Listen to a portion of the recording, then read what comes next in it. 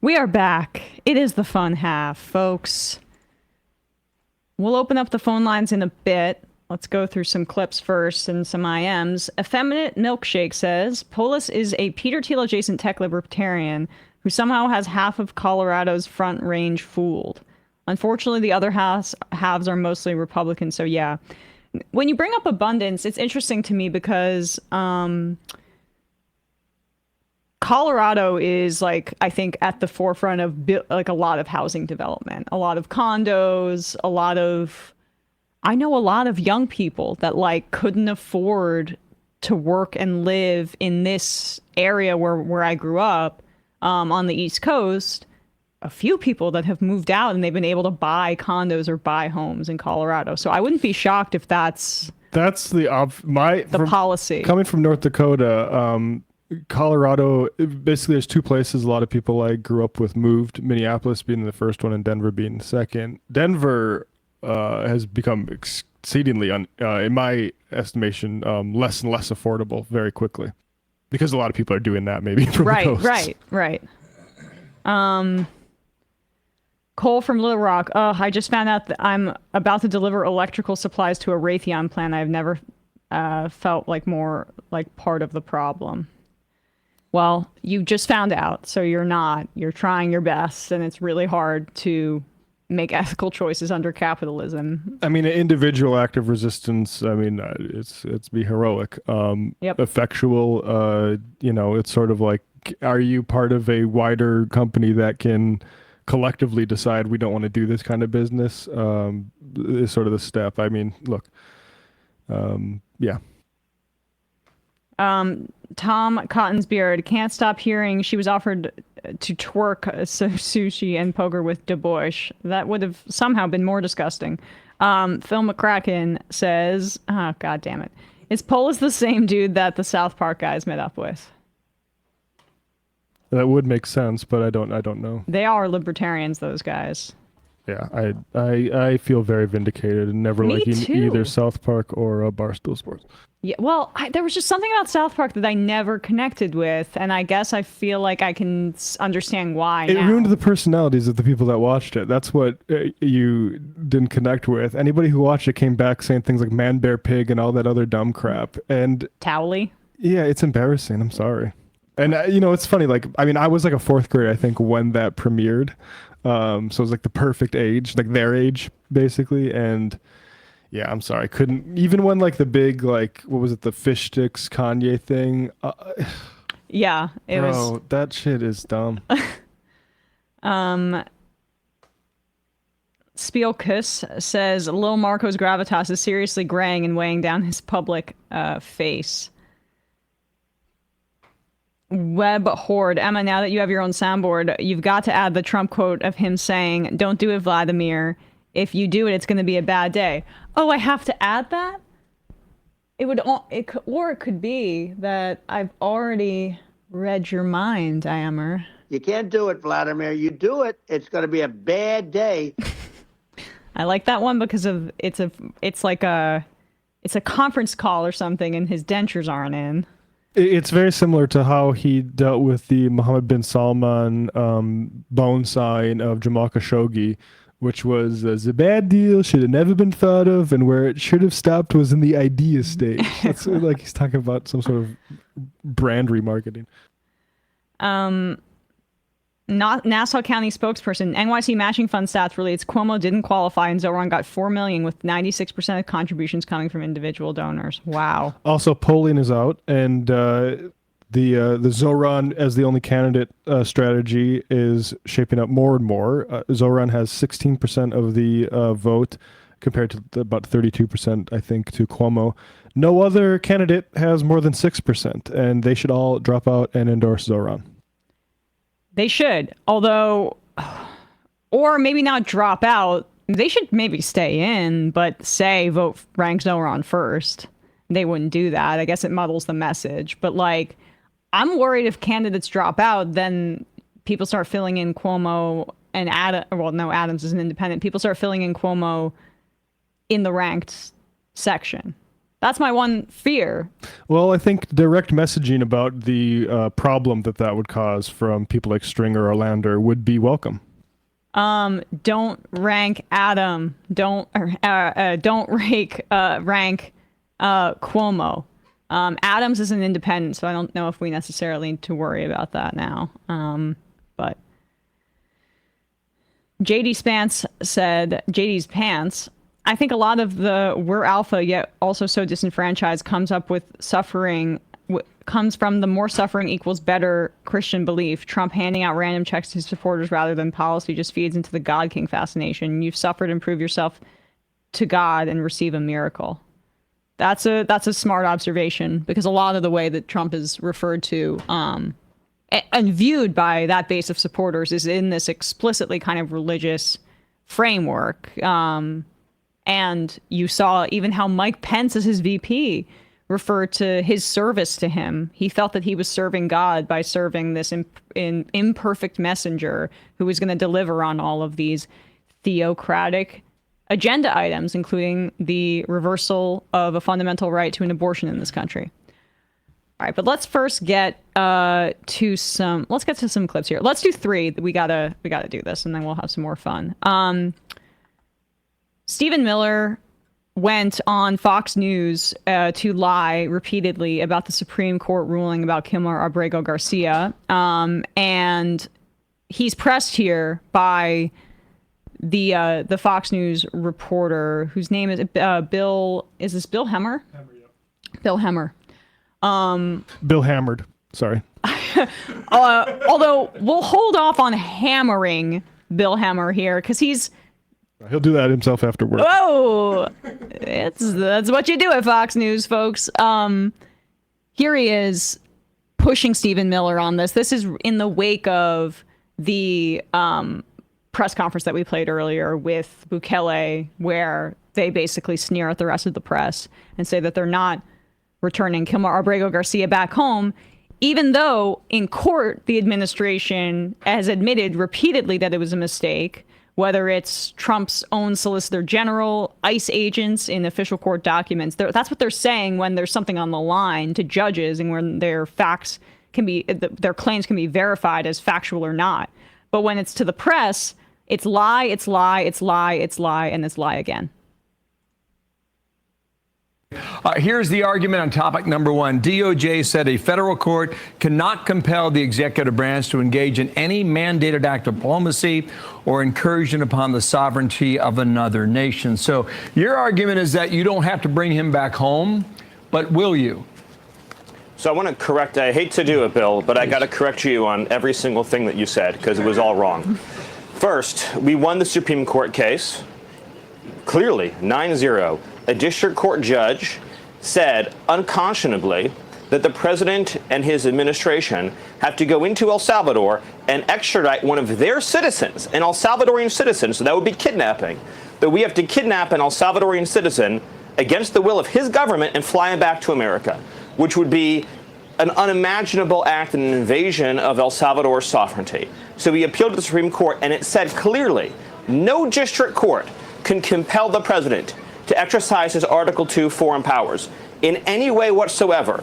DOJ called me after that Supreme Court ruling, and they said, this is amazing. We won this case 9-0. We are in excellent standing here. So this has been portrayed wrong. All right, let me pause it here for a second. Again, they did not win this case. They did not win this case. The Supreme Court said, yeah, just because it was a 9-0 decision, it was 9-0 against you. They didn't use the strong language that they probably should have, but they backed up the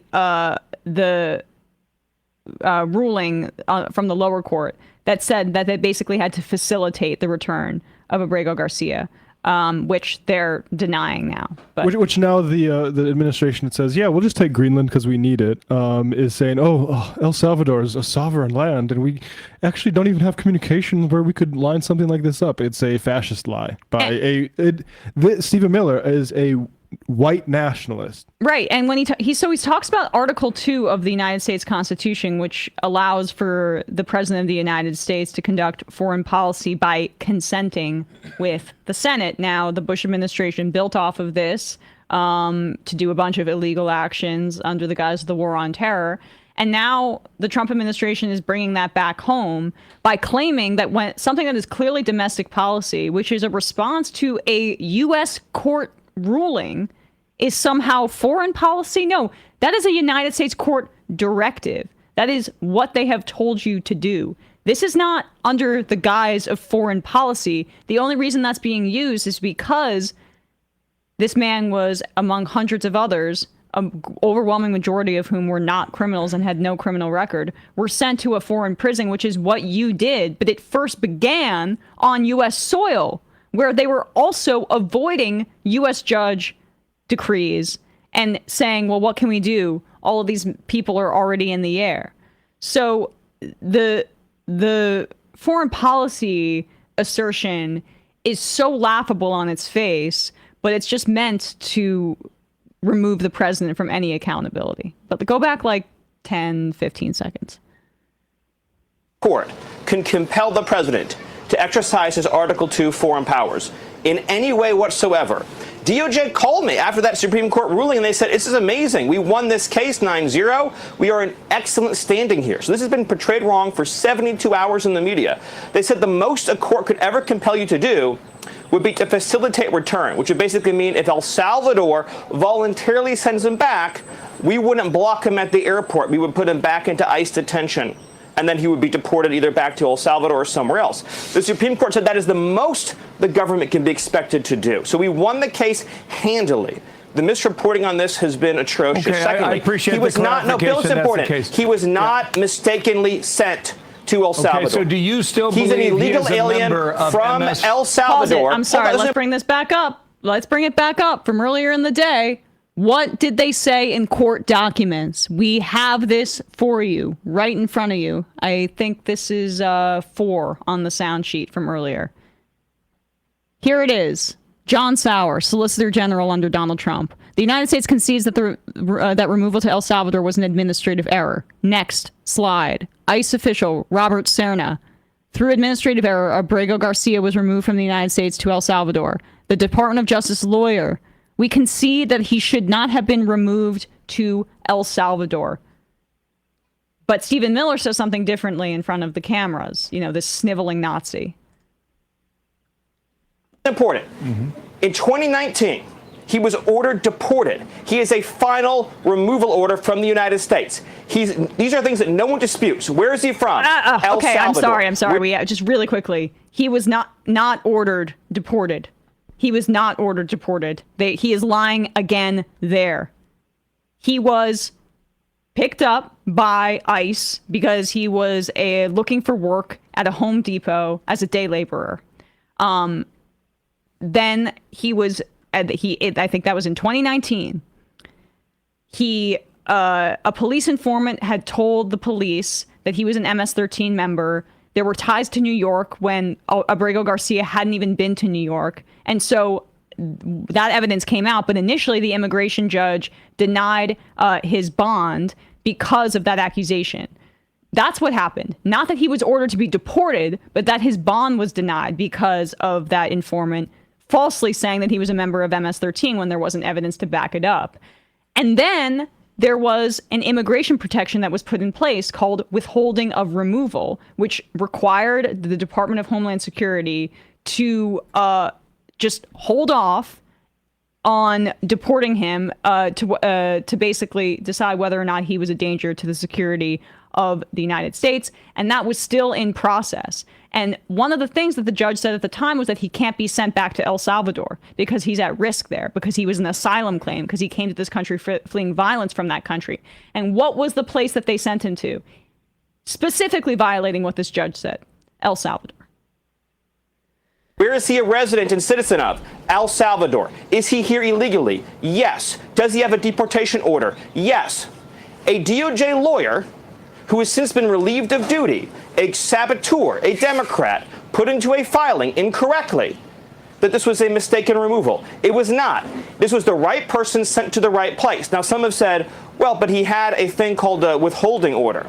So a withholding order means you've been ordered deported, but an immigration judge is saying you cannot go back to a particular country. here's the thing. If you are a member of a foreign terrorist organization, you cannot have a withholding order. Since he's in MS-13, there is no withholding order. Furthermore, the gang that he is accused of being persecuted by doesn't exist anymore in El Salvador. The 18th Street gang is gone. So you have an illegal alien from Bill, where are we supposed to send the illegal alien from El Salvador? You haven't even allowed me country? to ask you a question. Are you convinced he is still a member of MS-13? That was your original charge. Yes. But here's the thing, Bill. Yes, but here, not only am I convinced of it, not only is El Salvador convinced of it, Bill, he's an illegal alien from El Salvador with the deportation order. So his only options in life, Bill, his only options in life are to be deported to El Salvador or to be deported to some other country. That's it. He has a deportation order. So, Bill, you tell me, what country should we deport him to? Tell me, please. Tell me. So Marco Rubio on Sunday morning said this. Yeah. Why have that Nazi on your air if you have to beg to get a fucking word in? I'm sorry. I don't think that was that good by Bill Hemmer. You don't think so? I mean, it's nice to push it somewhat, but he literally said, like, okay, I'm going to give you the answer you want. It's going to be a lie. Yes, I still think he is Tren de Aragua. Obviously, Bill Hemmer knows he doesn't believe that. Or you mean MS-13? Yeah. MS-13. Right. Yeah, right. Obviously, Bill Hemmer knows he's just lying about that. He doesn't give a shit about the words coming out of his mouth and into the multi-million-dollar media apparatus that Bill Hemmer is at the helm of. I mean, it's not Hemmer's fault. This is what happens when somebody gets exposed as a white nationalist, and we just accept them as part of the government. Yeah, no, I guess my expectations are more just on the floor with Fox News, and because a guy like Stephen Miller isn't going on other networks, right? So where is the opportunity to question the guy who's basically we moved from Elon Musk being the CEO president, but then being a bit of a political liability for Donald Trump, so he's in the shadows now, to the next guy up who's going to do all the work for him, which is Stephen Miller on this immigration piece. Who was the last guy in the last administration? I mean, is there a longer serving advisor to Trump than Stephen Miller, the white nationalist? And you see how he was positioned at that Bukele meeting. I mean, you know, and in those texts, exactly right, that were leaked by adding Jeffrey Goldberg to that group chat on foreign policy. Stephen Miller was acting as the voice of Donald Trump there, which is very much flush with the actions that we're seeing right now. I mean, he's a true inspiration to like kids that shot up Columbine or the type of like the mass shooters in Fresno or whatever. Don't do the mass killing because you could just advise the president one day. I want to just put this up. I just sent it in chat. The exact wording of the Supreme Court. Don't take it from me. Here it is, what the Chief Justice wrote. I'll start reading it as we pull it up. The application is granted in part and denied in part, subject to the direction of this order. Due to the administrative stay issued by the Chief Justice, the deadline imposed by the district court has now passed. To that extent, the government's emergency application is effectively granted in part, and the deadline in the challenged order is no longer effective. But it's because the deadline had passed, as is said right there. So that's the part that is no longer effective. The part that's granted in part is what comes next. The rest of the district court's order remains in effect, but requires clarification on remand. The order properly requires the government to facilitate Abrego Garcia's release from custody in El Salvador and to ensure that his case is handled as it would have been had he not been improperly sent to El Salvador. The intended scope of the term effectuate in the district court's order is, however, unclear and may exceed the district court's authority. The district court should clarify its directive with due regard for the deference owed to the executive branch in the conduct of foreign affairs. So I want to clarify something I said earlier as well there. The effectuate part was in the lower court order. It's still unclear whether or not that is the decree that has been issued to the Trump administration, and it's being sent back down for that determination to be made. The facilitate piece is unambiguous. It's unambiguous. And they're trying to get out of it by saying, well, Bukele isn't releasing him, so we can't facilitate the return. He's a sovereign leader. He's a sovereign leader with his own politics. You know, what can we do? It's some sort of like trick box where we can send like a bunch of these people into it, but we can't pull them out. I mean, gosh, the door, it must have been an automatic lock. We can't get back in. Fascists are both weak and strong at the same time. They both are to be feared and omnipresent, but also unable to do basic functionings of government. Yeah, it's insanity. And it should not be said enough that Stephen Miller is contradicting the Department of Justice's own claims in court and what he says publicly. And Trump and the entire Republican Senate is happy to outsource the immigration to a white nationalist who looks like a school shooter.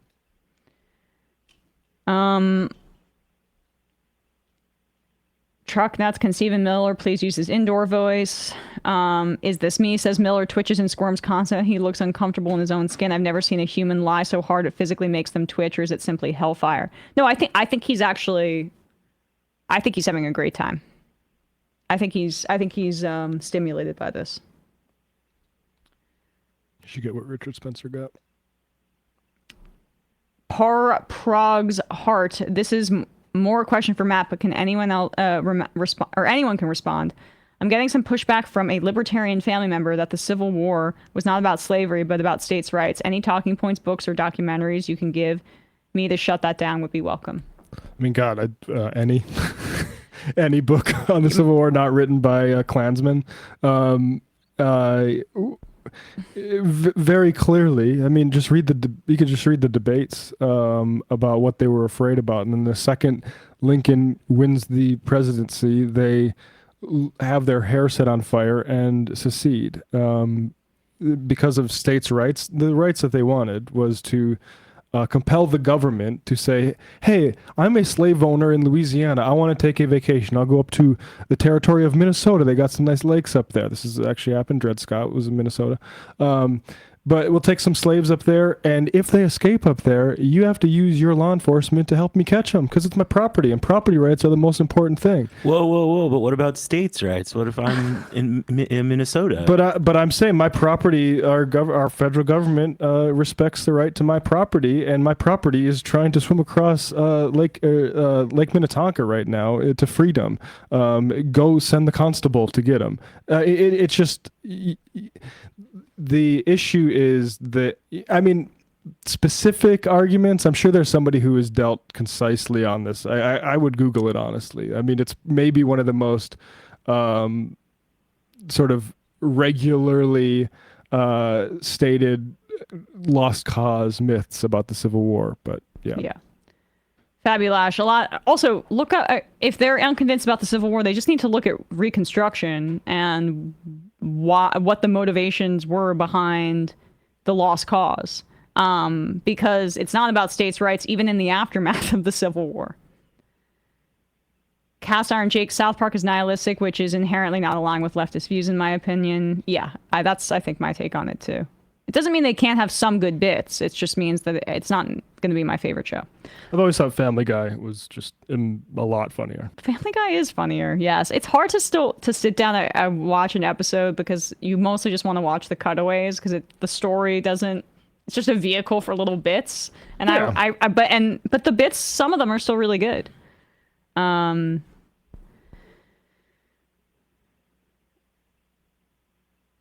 JD's pants. I think a lot of the we're alpha yet also. Oh wait, I already read that one. Just another guy. Aerial photos over Seacott showing what looks like large pools of blood in the yard were removed off Google Earth. I think we need to be asking if those deported are even still alive. We are asking that question. Absolutely. You know, one book, it is interesting. The Google comes up with this AI answer when I search for it. But historians widely agree that slavery was the central cause of the Civil War. The self-dependence on enslaved labor for its economy and the North's growing opposition to slavery's expansion created a fundamental divide. Yeah, it seems fairly accurate to me. I would recommend Matt Karp's book, This Vast Southern Empire, which kind of plays the lie to the idea that these guys were small government libertarians. They wanted to conquer more of this hemisphere and put it to slave land. Mm-hmm. And that's what this vast southern empire is, the slavers' desire to move into like Mexico and stuff like that. Not libertarianly. Golden Oyster Cult. Majority report drinking game. Take a shot every time Matt says, I'm sorry for hard truths he shouldn't be sorry for saying. We all have our ticks. You point out some of my ticks. I definitely have them. I need some things to, be unnecessarily self-conscious about. Obvious books. Long live Russ. What an amazing pedigree. MR Chat is wondering if you and Bradley could produce ESPN the way Matt and David do Left Reckoning after hours. Please think about it as I've returned to the mode of paying zero attention to sports. Well, to be honest with you, that's a great idea, but I can't. I have too much on my plate right now. I'm between, this show is we're hopefully gaining some new people, paying attention. I'm working harder and taking on more here. And also, I'm getting married in less than 2 months, and people were not joking about the whole wedding planning thing. I have no free time and feel very stressed, so I'm excited for that to be over. Why didn't you make the thing that you love enjoying in your free time another job that you have to do every week? Like right now, I need sports just as a refuge, not to take notes. But I appreciate fun Russ it. fact, unless it's soccer or surfing, I have no idea what's going on in sports. Yeah. Oh, wow. Yeah. I also tried to talk to you about like pop music and pop culture. You're more niche, which we need here because I'm kind of basic, unfortunately. We could do like a cumbia samba show, maybe. I mean, you just said kumbaya in a way I've never heard it before. So, is that the correct You pronunciation? said like Adam Kumia. No, it's cumbia. Cumbia. I don't know if that's going to stick in my brain. All right, we'll try though. Center spiral. This seems like something anyone should be concerned about, but I've talked to Trumpers and they are firmly of the belief this disappearing will never happen to white people. They're already ICE had already detained that guy coming back through the Boston Logan airport who was a white man, and detained and disappeared him for a short period of time, but.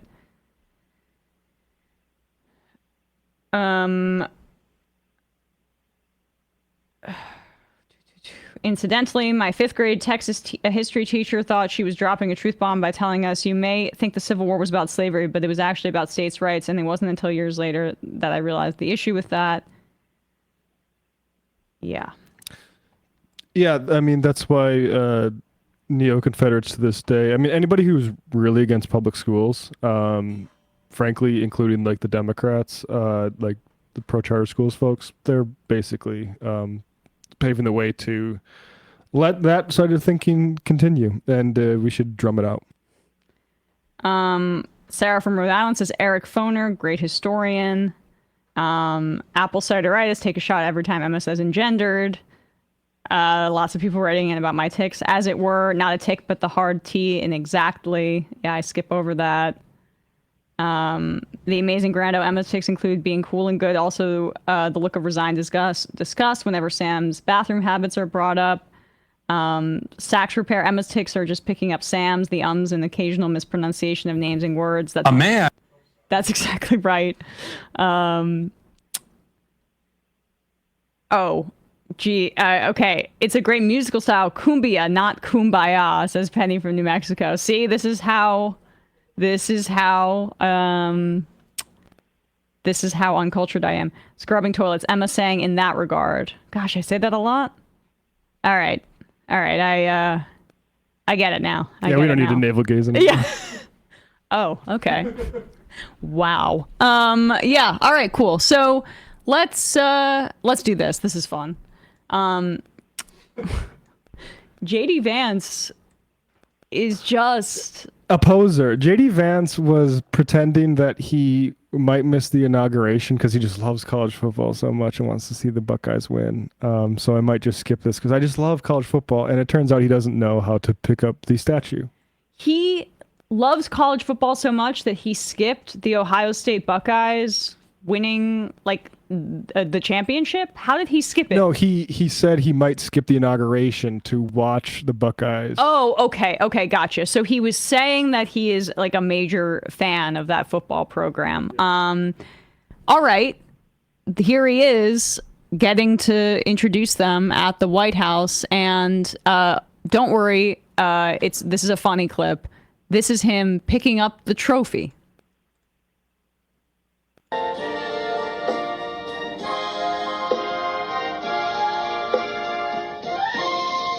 Oh, jeez.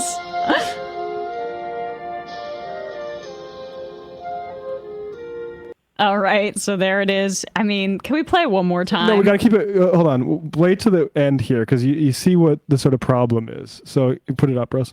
So it splits apart and they put it back together. It's still holding the base. The guy keeps trying to hold the top because oh crap! It goes there. So basically, Yeah. the issue with this trophy is when it's time to celebrate. You can go back to Emma. When it's time to celebrate, you detach the top part and pass around only the top part. You Yes. don't do the base and the top part. And anybody who had seen maybe their favorite team recently win. The way they hold it up, you would know that bottom base is just a stand. Exactly. Yes. And it's meant to detach. So you don't pick it up altogether, you idiot. And again, like I would just say if my favorite team just won the national championship, I would maybe have, and I was like, so, I mean, even if your team didn't win it, you should probably know what it looks like for them to pick up the trophy. Remember the previous NCAA football trophy was like a gold crystal thing? This one hasn't been, I think this trophy is like newer, maybe around 10 years old or something like that. It was only a decade. Yeah, but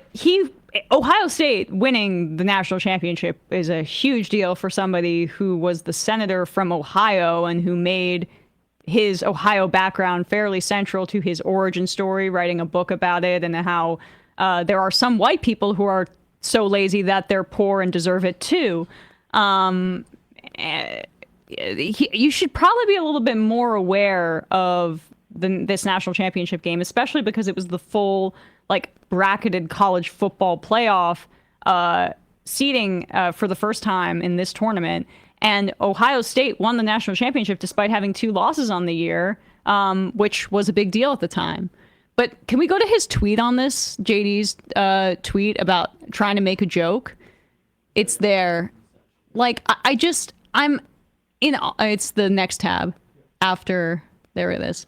I didn't want anyone after Ohio State to get the trophy, so I decided to break it. That's the joke he made. Dude, you know they don't lend out the trophy every year to the team that wins. Like, it's not like a rental situation. Like, even that joke doesn't make any sense. That's Ohio State's own trophy, not the one that the college football championship of next year is going to hand out. I understand he's trying to joke, but it's the same thing like when he went to that donut shop and was like, they were like, what do you want? Whatever makes sense. Just so This is what it a looks little like. off. Oh yeah. Yes. Watch out that rest that. That's what it looks like. There they are holding it up. Exactly.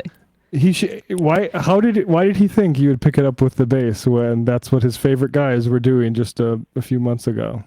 Oh, I mean, he you can't expect him to watch the championship ceremony for his favorite team winning the college football championship. I mean, it's pretty good. All right, let's open up the phones. 646-257-3920. But we'll start with this. So I guess there's a little bit of a feud in right-wing media right now.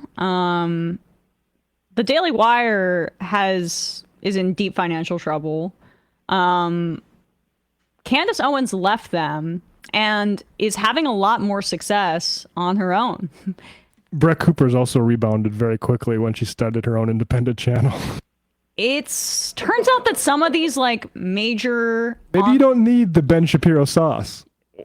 or other networks, I mean, frankly, even TYT, like what is being offered by being employed by these media online kind of conglomerates that they'll maybe take a cut of your YouTube revenue to optimize how your videos are going to come up, as was the case in the past with the Majority Report. But we're kind of past the point where that's really even necessary. And it's not entirely clear that that's effective in the way that it once was or needed in the way that it once was. There's a big rise in independent media across the board. Like we're seeing it in sports media too. John Boy or Barstool Sports, they're outliving their usefulness. You can just be an independent creator and not have these middleman companies take out so much of the value in the middle and hoard it at the top. And own the IP at the end. And own the IP. That's the other part is that Brett Cooper couldn't hold on to her YouTube channel after she left the Daily Wire because they own it. Zach Lowe went to the Ringer. He can't call his show the Zach Lowe Show anymore. It's now the Zach Lowe Podcast. All sorts of things. It's always things like that, which is just ridiculous that capitalists can just own things like that. Yeah. And so Candace Owens has left. She is a top 5 political podcast in the country, God help us, and she's differentiating herself from her former Daily Wire counterparts by also criticizing Israel's genocide in Gaza from an anti-Semitic angle oftentimes, which is deeply concerning. But that is part of where she's found her niche. Even the polling bears it out. Young Republicans are against tax dollars going to Israel's genocide in Gaza, not on humanitarian grounds like the left is, but they're against it, and in growing numbers. It's that Pew poll had it around 50% for Republicans 18 to 49 years old who have a negative view of Israel. So with all of that said, I do think that the Daily Wire crew is struggling for relevance. Let's start with Megyn Kelly, who made this post about Tradwives that really pissed off Matt Walsh. This was happening on the right. Young women, I talk to young conservative women all the time about their lives and their goals and, the things that they want. And what's happening is they can't find men who are maybe more conservative. Usually they're looking for somebody who is religious, like a lot of conservative women tend to be God-loving conservatives. And they can't find a lot of young men who want to marry a working woman now. And this is an actual problem that's coming up on the right. And to me, it's so sad because it's like, how did we get to the point where we're now telling young, conservative, amazing women that they're not attractive if they also work, if they choose to, let's say, do what I'm doing and what you're doing and get their voice out there. But I'll stick with me just because I think conservatives listening to this will like the thought of another Megyn Kelly voice up and coming. Well, why wouldn't we want that? Why would we take somebody who's talented in this field and really wants to make a difference and have the messaging to her be, you're really not that valuable unless you give it up and go into the home and only have a family and only raise a family. And not only are we sending her that message, but young men are actually believing that. They're actually believing it, especially on the right, because the trad mom has gotten so popular. And it's like, no, if we do that, we're not going to have any strong conservative or right-leaning women to provide a role model for younger conservative women who, and there's nothing to apologize for here, don't necessarily want to spend all their 20s and their 30s getting married and having kids, or can't. They just weren't able to meet somebody and definitely don't need to be shamed over it. Did you do that?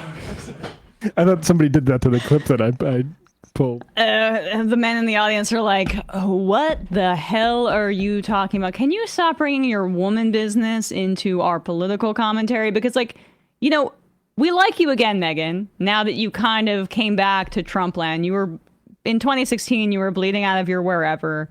You were besmirching the good name of Roger Ailes by talking about his systemic sexual harassment in the workplace, including towards yourself, and being a little bit too mouthy, you dumb bitch. So let's get back to the Trump love. That's what we're all here for. And what we also love about Donald Trump is the fact that he enables guys like Andrew Tate and brings them back into the country, that he appoints guys like Pete Hegseth, who has a police report against him, although not proven in a court of law, but that the woman says that she was drugged by him in the police report when she went to the nurse and talked about it, where she said that he blocked the door and took her phone and sexually assaulted her. And there have been other examples of these kinds of accusations being made towards countless people in the Trump orbit. They like that. In fact, it's ideologically consistent with the people that are coming up on the right in the manosphere space. They fit in very neatly together because they are one and the same. I love how she just sometimes peeks her head out from this, because she's smart enough to understand that her side is misogynistic.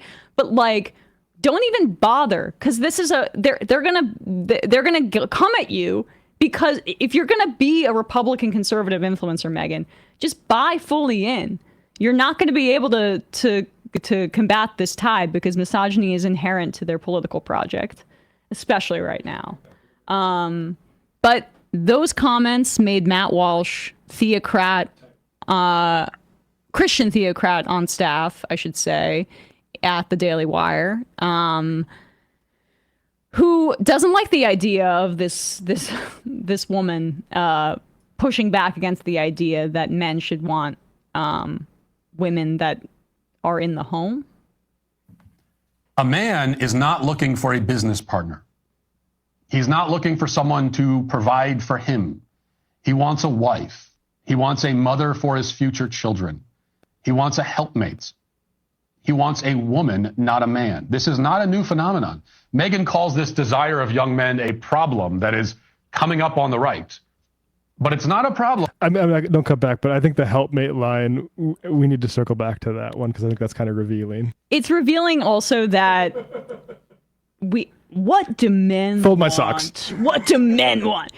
Does it matter what the woman wants? I don't know. Read the Bible. Yeah. And it's not coming up. Kim Iverson responded in agreement with Megyn and said that she, quote, doesn't get this Tradwife trend. But what she's calling a trend, or what Megyn says is just coming up, is in fact the norm. It's the way human society has been organized since the dawn of civilization. A young man seeking a woman who will have his children and prioritize raising them and keeping a home is doing the same thing that billions of other young men have done since time immemorial.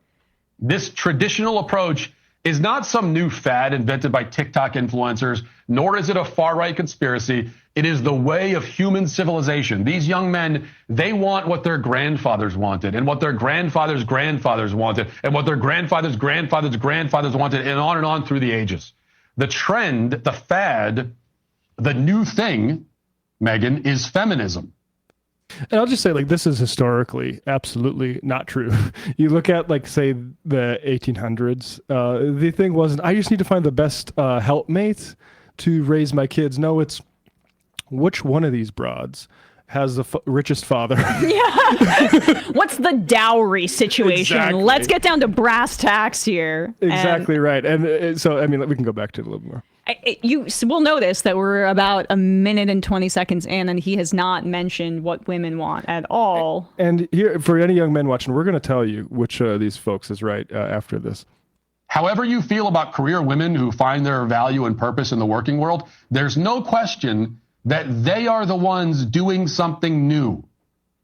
Feminism sent women out of the home and into cubicles and boardrooms. Feminism I'll just say, like, my great grandmother was part of people who you look at, like, early organizing among, like, farmers and stuff like that. A lot of that is driven by women. And, you know, there's some sort of household chores issues that maybe men are out in the field. Women are more, like, closer to the telephone, newly invented telephones and that sort of stuff. But the truth is that women's role in all this stuff has always been significant and then subsequently underplayed. And also, but he's just describing capitalism. He's just describing, why do women have to work now? Do you think that, like... Oh, right, yeah. I mean, a lot of families would prefer to have a single income household. Right.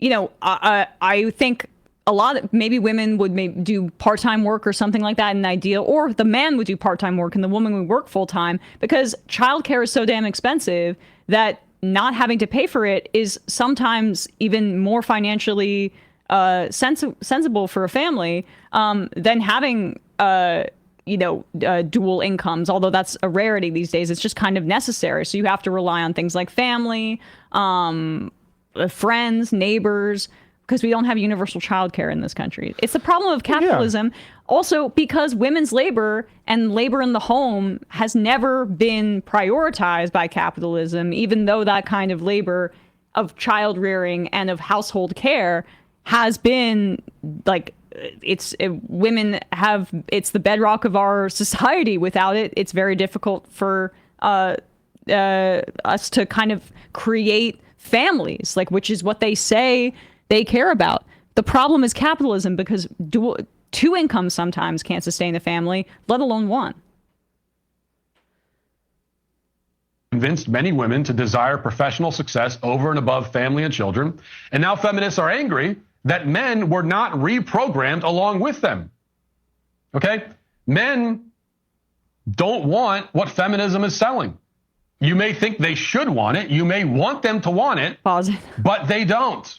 White supremacists don't want what anti-racism is selling. You know, like, although that's more about the extreme end of like white people. But yeah, no, it's a liberation philosophy for women and the dominant gender. Matt Walsh wants to return to a society where women feel compelled to retreat into the safety of a couple bond because the world is too hostile to them. Because having financial independence is a threat to small little men like Matt Walsh, who are afraid that a woman will leave them, so they need their economic power to lord over them and use other forms of domination. Not saying Matt Walsh does this, but many of the men he's speaking to likely do, whether it be sexually assaulting their wife, which wasn't a crime a few decades ago, whether it be just controlling her, say, if she's pregnant with twins,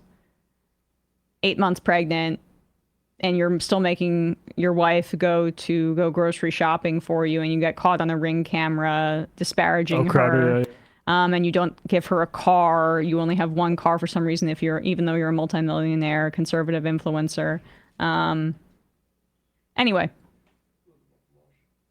They look out and they see that ever since the rise of feminism, divorce rates have skyrocketed, birth rates have plummeted, 60 million babies are dead, and most people are. I mean, just to do a little bit of, what is it? The correlation does not equal causation thing. We could just go back to making it way harder legally for people to get divorces and make them stay in marriages make particularly women stay in marriages with husbands they don't want to be in. Again, barbaric. And Matt Walsh is wrong to do that. And the type of men that listen to this and say like, yeah, I wish. Guess what, bro? You're never going back to 1950. It's never fucking coming back. Trump can try to move heaven and earth. It's not happening. You need to learn how to adapt to a new situation. And actually, there's a Wall Street Journal piece I want to get to after we finish. I mean, we're probably not going to finish this entire thing from Walsh, but just a little bit more. Are, by every metric, much more miserable. And they don't want that. You cannot make them want it. And getting angry at them for not wanting it is, first of all, fruitless, second, arrogant, third, unfair, and fourth, foolish. Because these young men that Megyn is referring to have an innate desire to be providers. Innate. All right. So this is the other thing. That's the naturalization of hierarchy is the number one thing you need to be looking out for if you're analyzing Republican and conservative media. They naturalize inequality and they pretend like it was ordained by God that this is how things exist, as opposed to a series of choices that we make as a society and as a world. It's not natural. There's nothing natural about it. Matt Walsh claims that there's only 2 genders, and that's all that's the only thing that's natural, completely ignoring the science on this front, which shows that something from like 1% to 2% of the population is intersex and has intersex traits. That blows a hole in the binary theory. Many times, biological sex is binary, but in those instances, it's not. So it can't be binary. But like, why would it be necessary for him to describe those things as binary? Because it reinforces the hierarchy of men over women, of straight white male patriarchs over LGBTQ people, over women, over black people. You also see them naturalizing racial hierarchies. That is how this works.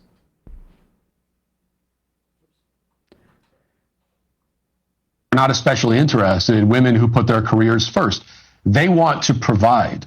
The desire to provide is a noble desire. Even if many of these men will end up splitting the financial load with their wives in some way, still the desire to provide is noble, and it should be encouraged, not shamed. It's not sad. There's nothing sad here, Megyn. These young men are experiencing a deep, ancient yearning, a yearning to leave. And can I just say, why they aren't able to go out into the marketplace and provide is not because women said, hey, let's do credit cards and stop raping me. It's because capitalism cannot provide what Matt Walsh says it can. It does not. It cannot provide rising living standards for everyone else. You know what can? Central planning through a government. That's why China is kicking our ass and all this stuff.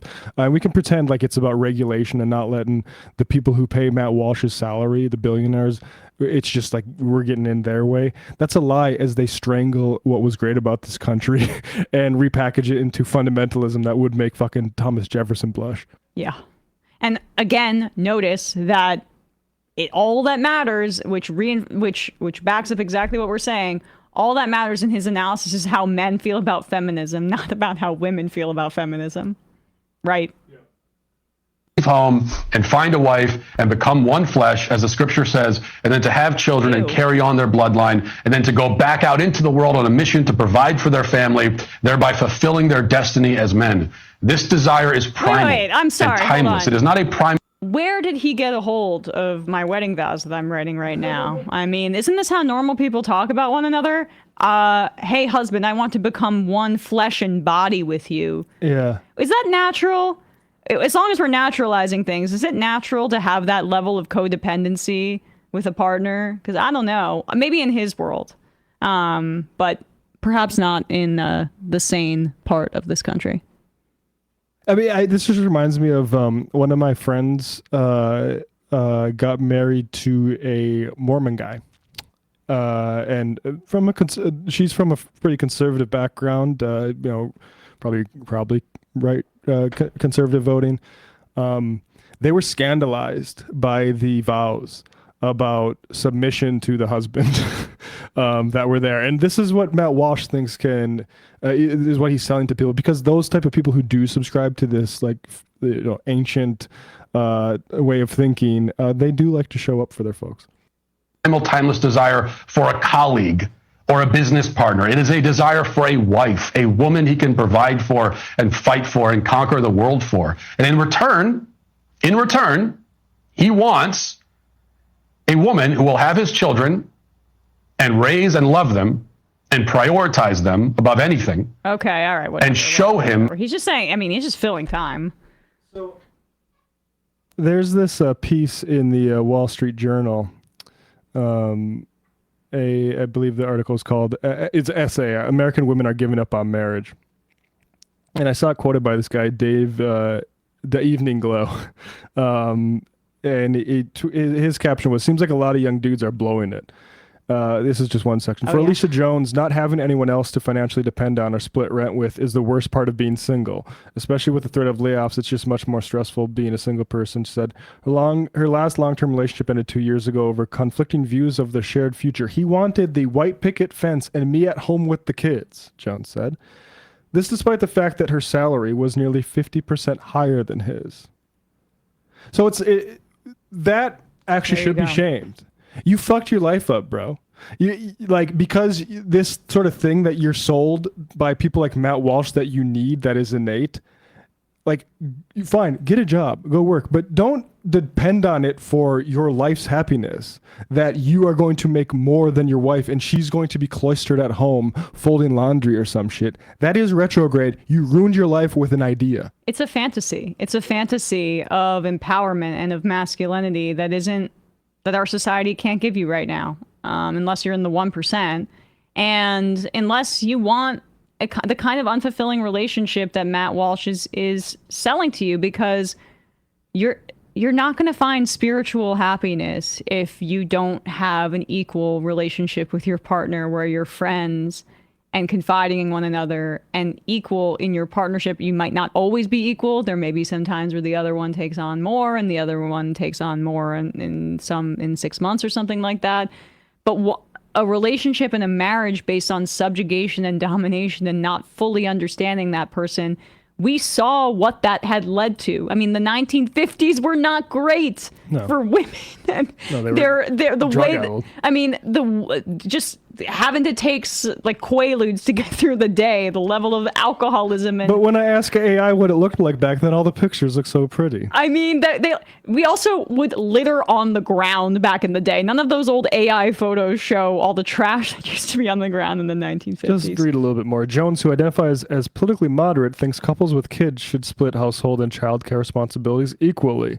She was surprised by just how few men she has encountered in D.C. share this view. Either they held traditional ideas about marriage or were extremely crunchy liberals who wanted to live in a van and drive across the country. So, there you go. Well, Matt Walsh is saying to all the women in the country, we need you to be mamala of the country. Oh, this is actually just reminds me. I have this ready here. It's interesting. Nurturing. This is a good little clip from Some More News here, kind of on the same theme. Of his day with his kids, he's communicating. From school, I do not work extras. I do phone calls. I try to work out. I try to get everything done between the window 7:45 a.m. and 3:30 p.m., which is when they get out from school. Very often, I'm the one who picks them up from school. I do not work from the time I pick them up from school to the time they go to bed, which right now is about 7:30. So that 4-hour period, I'm basically at their disposal. I'd wager that during those 6 hours of his day with his kids, he's communicating, multitasking, nurturing, civilizing them. Gay women shit. Like, Ben Shapiro's wife is a doctor. He used to brag about her all the time. He's, of course, proud of his doctor wife. He was likely attracted to her partly because of her intelligence and abilities and tolerance of him as a person. I think it's safe to wager that he wouldn't actually agree with his wife being told at a young age, being a doctor is boy stuff. You can and should go be a mom instead. Cody is brilliant. Cody's great. Cody's great. Condoms. Does everybody know what a condom is? All right, I opened up the phone line, so let's take a call or two. Calling from a 320 area code. Who's this? Where are you calling from? Holy cow, is this me? This is you. Who's this? Where are you calling from? Holy cow. Awesome. This is Bruce calling from Central Minnesota. Can you say it again? Who from Central Minnesota?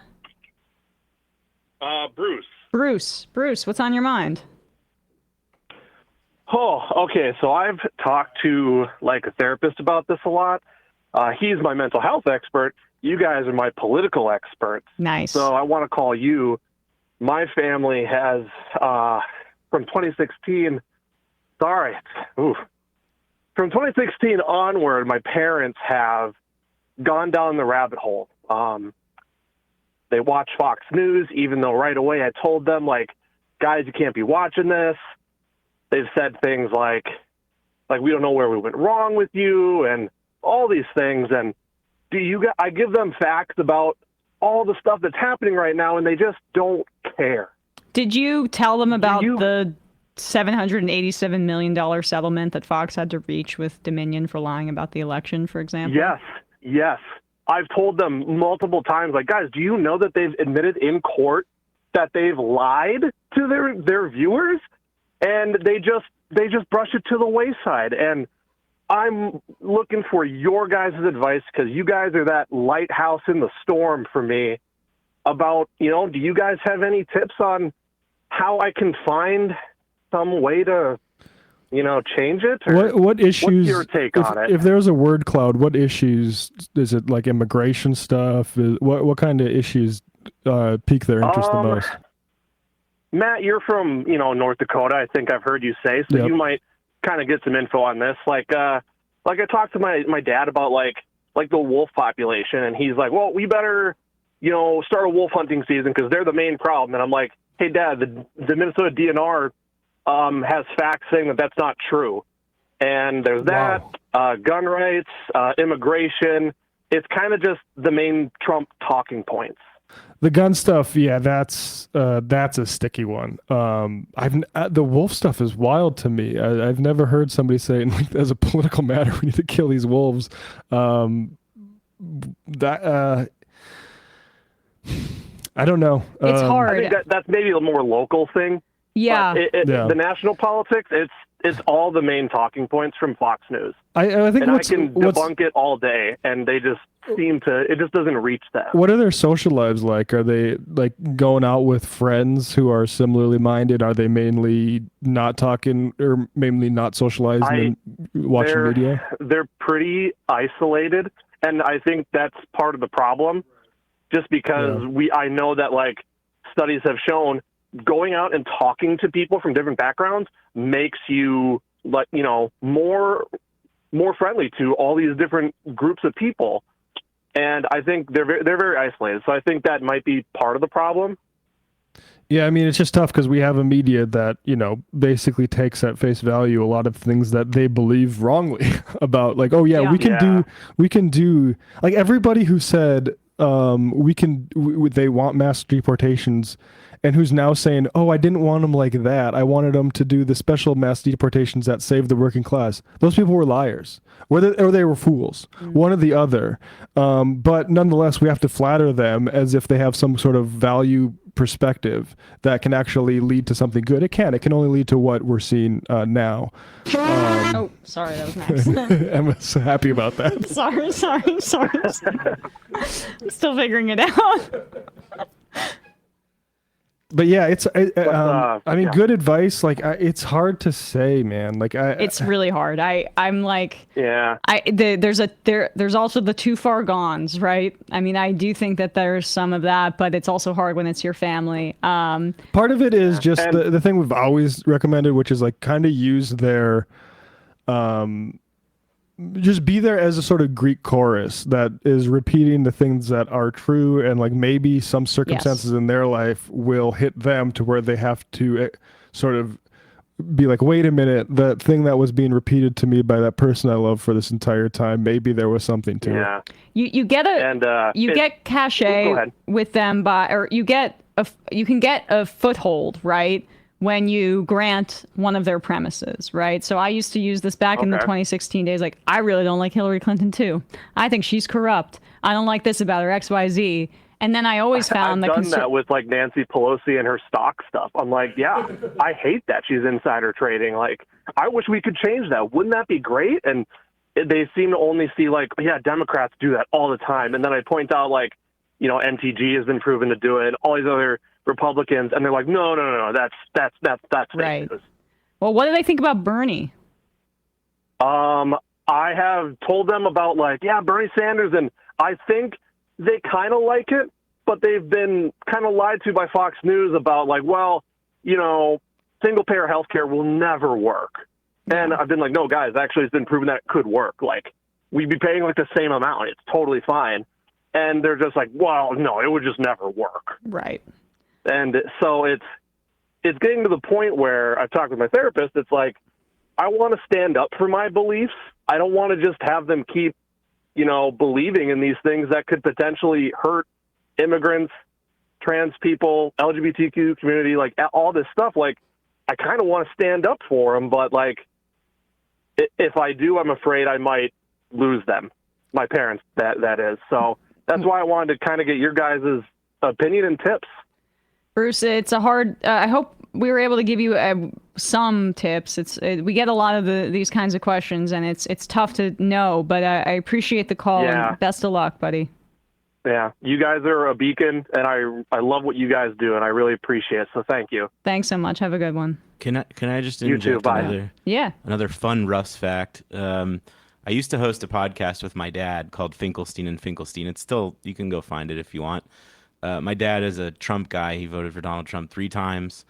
And yeah, I think you both have made very good points about sort of like trying to find common ground or being like a sounding board, and just sort of like what I found, well, at the time, enjoyable about doing the podcast with my dad was just actually having the curiosity to explore and investigate like the belief structure and getting him to talk through it. And sometimes just in asking the right questions without sort of being seeming like you're coming at them, you might lead them into like finding follies in the way they think about things. But ultimately I stopped doing the podcast because I found it yeah, there were like political issues that have personal weight to me, and I did find it to be sort of like emotionally challenging.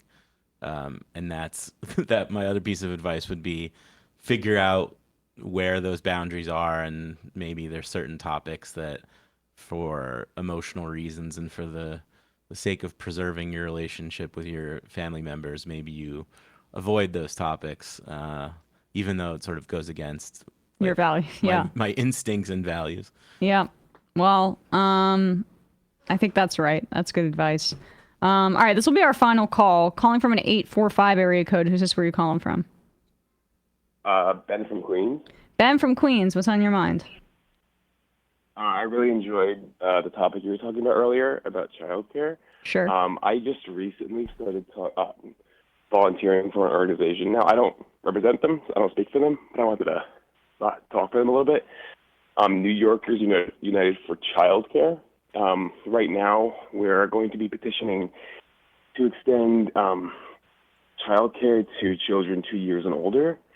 And I just think that all listeners, you should look into your local organizations and how whatever they're doing to extend childcare, because there's some numbers from, Centers for American Progress that, and they focus on women because historically women have been forced to do childcare much more than men.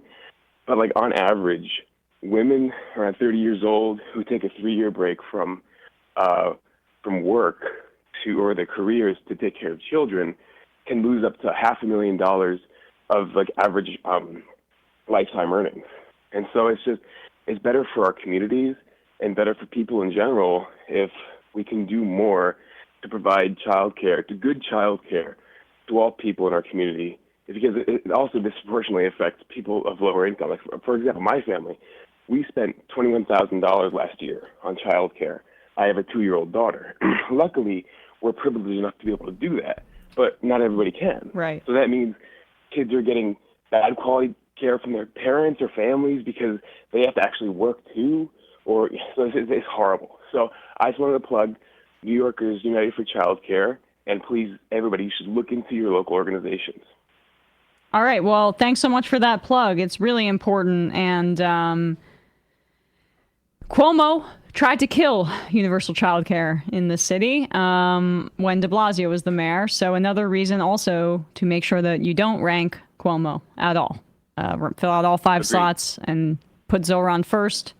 Rest of the Working Family Party slate 2, 3, 4, 5, and another candidate who is not Cuomo. So thanks so much. Appreciate it. Good talking to you. Yep. Good talking to you. Just want to quickly highlight this NPR story. A whistleblower's disclosure details how Doge may have taken sensitive labor data. The way I would like to characterize this is Doge is a criminal outfit that should be prosecuted. NLRB whistleblowers shared concerns about Doge's activities with government officials was subjected to attempted blackmail and or surveillance, likely by Doge staff in retaliation. The new revelations about Doge's activity at the labor agency come from a whistleblower in the IT department of the NLRB who disclosed his concerns. I mean, why would Elon Musk want to exfiltrate data protected by the NLRB? Would it be to maybe look into who is reporting the extreme racism at his Fremont factory in California or something similarly? Meanwhile, his attempts to raise concerns internally within the NLRB preceded someone physically taping a threatening note to his door that included sensitive personal information and overhead photos of him walking his dog that appeared to be taken with a drone, according to a cover letter attached to his disclosure filed by his attorney Andrew Bacage of the nonprofit Whistleblower Aid. Fascist. Colin from Maryland. Question for Senator Van Hollen of Maryland. He's generally good. Want to have a good question for him at tonight's town hall. I would love for him to know is he going to follow through on going to El Salvador to get Kilmer Abrego Garcia as Donald Trump is defying the Supreme Court? Can the Democrats stand behind him there? Additionally, I think that you should ask him if the Democrats have they asked the version, I think, of what I asked Representative Jayapal. Have the Democrats in your caucus reckoned with the support for the genocide in Gaza? What do you say to young people who feel that the Democratic Party represents this slaughter? That would be a good question for, because even if you don't get the right answer, they need to be asked these questions. The abolition nurse. With my MAGA parents, I find that facts don't help. They just reject anything that doesn't help their case. I found common ground by trying to drill down on our core values. At least I got my mom to agree that habeas corpus is foundational to our democracy. Luke from Oregon. My dad listens to Democracy Now!, thinks Bernie is right about everything, and somehow still sees Liz Cheney as a hero for standing up to Trump, no matter how much I tell him her voting history, etc. I mean, those politics are fairly consistent with like an older Democratic voter, though. It's a little bit different than being in the MAGA cult, but I hear you. Pandemic anxiety. I echo Russ's suggestion. Look up how to use street epistemology to have a dialogue with your well-meaning family members who engage with you. Snark Norsky. My Republican dad is anti-Trump because he's an old school 1950s good civic style Republican. Also, it doesn't hurt that his asshole brother is a huge Trumper and flies obnoxious MAGA flags on their property line. Woodworker. I like Russ a lot. That's good to know. Humble Southern listener. I live in Kentucky and my parents, former Dems that were Fox News pilled. Easiest method I have found is exactly what Emma said.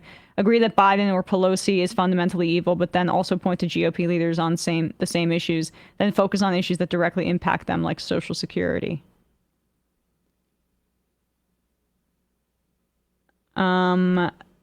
Juice for Jesus. Oh no, does the new soundboard mean the era of making the shofar sounds by voice are gone? I mean, hopefully, because that was not my favorite thing to do. Because it's not the real deal.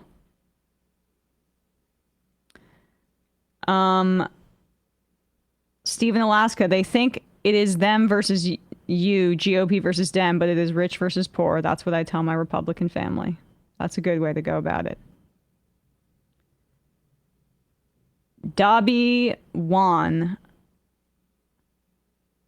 I try to use the strategy that those guys on the line use, which is to ask people the methodology they use to confirm their ideas and beliefs. Sometimes they realize their arguments have no substance, but usually find some way to be dismissive, but I think it's good strategy. I mean, that's a generally good thing is don't try to make your points Plato invented this 25 years ago or something like that. All right, 5 more, and then we'll get out of here. Socrates, not Plato, sorry. Oh. Canuck Comrade, I don't want to be annoying, but I'll try one more time unless I missed it earlier. Can I get a shofar for my 40th birthday today? Much love. Well, now you can get the first official shofar from my new soundboard. Here we go.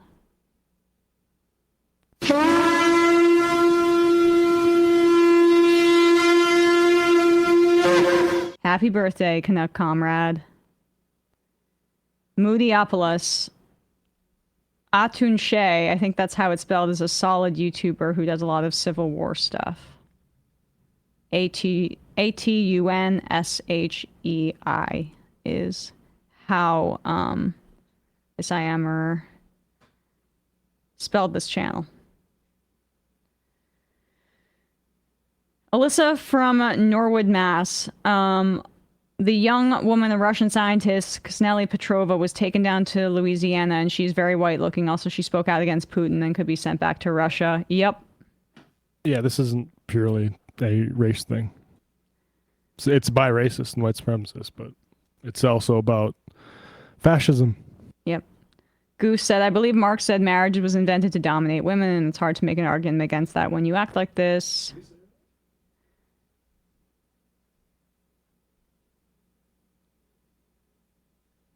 JD's Pants, hey, at the last caller, I have found success using the literal constitution points.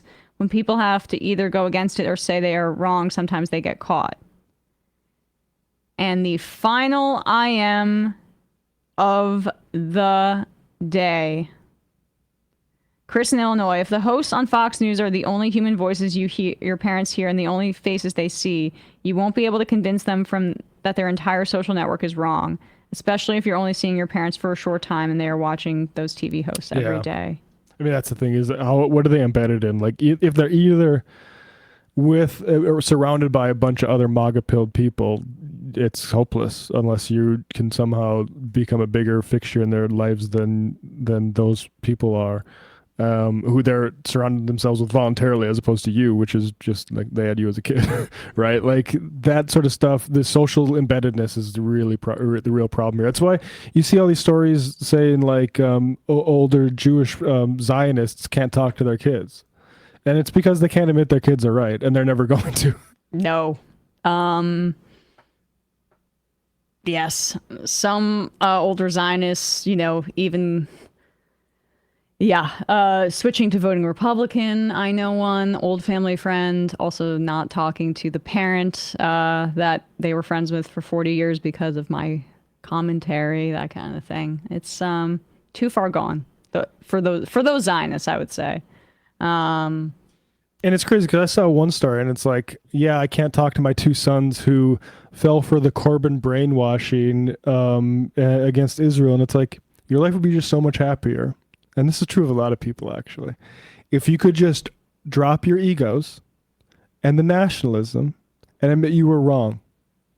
All right, final IM of the day. Have you seen or looked or seen the Rebecca Watson video about the JFK conspiracy and how she's disappointed? Your correct assessment that it is the sort of thing the CIA would do while the assessment of historians is that they did not.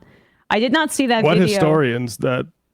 No, I didn't watch that. I think skeptics, I love the skeptic community. I think they are wholly out of their depth when it comes to JFK stuff. And I'm not even saying like I know what happened in Dealey Plaza that day, but I mean the willingness to look to a debunking like Gerald Posner, which studiously avoids all the real interesting things with regards to the national security state and covert manipulation of a lot of key characters in the assassination. For like, well, actually, Oswald could have done this, and it maybe was his psychology that drove him to do it. I think it's infantile, frankly. I haven't watched, but that's without watching Rebecca Watson thing. I just know the trend for skeptics. It's to not actually do the work, like Jefferson Morley, and it's to defer to somebody like Gerald Posner. Yeah, I haven't seen the video, but sometimes I feel like people that are skeptical of the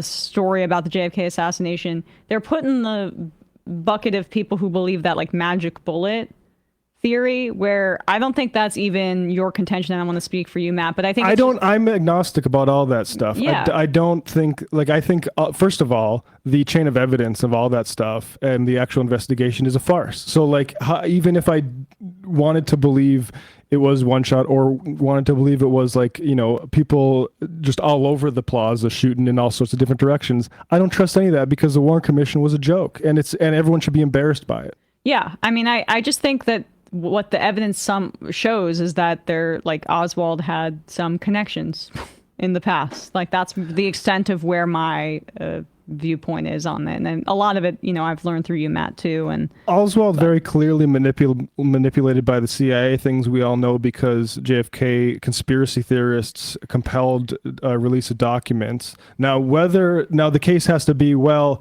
all that stuff is true that the CIA was using him as an asset probably and keeping close tabs on him. But he flew off the handle independently. And then the CIA just randomly decided we need to cover all this up because we don't want to start either A, world war, or B, shattering our agency into 1,000 pieces. Again, like all these things are ambiguous, but the skeptics don't offer a great tour of the meaningful stuff at all. All right, guys, that's it. That's our show for the day. Really appreciate you all.